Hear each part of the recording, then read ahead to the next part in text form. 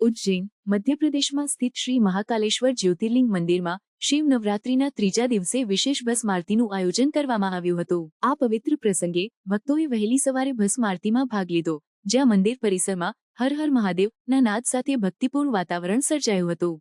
મંદિરના પૂજારીઓએ ભગવાન મહાકાલને પંચામૃતથી અભિષેક કર્યો, જેમાં વિવિધ ફળોના રસનો સમાવેશ કરવામાં આવ્યો। આ વિશેષ આરતી દરમિયાન ભગવાનને દુલ્હાના રૂપમાં સજાવવામાં આવ્યા, જે શિવ નવરાત્રિ ઉત્સવનો એક વિશેષ આકર્ષણ છે। આ પ્રસંગે ભક્તોએ ભગવાન મહાકાલના આ વિશેષ સ્વરૂપના દર્શન કરીને ધન્યતા અનુભવી।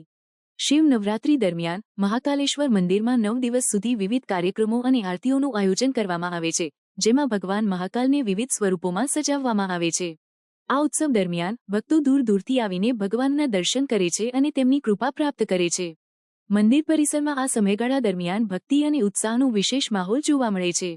મહાકાલેશ્વર મંદિરના પૂજારીઓ અનુસાર શિવ નવરાત્રિ દરમિયાન ભગવાન મહાકાલને ચંદ્રમૌલેશ્વર, મનમહેશ, શિવ તાંડવ, ઉમામહેશ વગેરે સ્વરૂપોમાં સજાવવામાં આવે છે।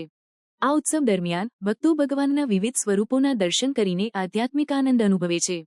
મંદિર પરિસરમાં આ સમયગાળા દરમિયાન વિવિધ ધાર્મિક કાર્યક્રમો અને કથાઓનું પણ આયોજન કરવામાં આવે છે, જે ભક્તોને આધ્યાત્મિક માર્ગ પર પ્રેરિત કરે છે।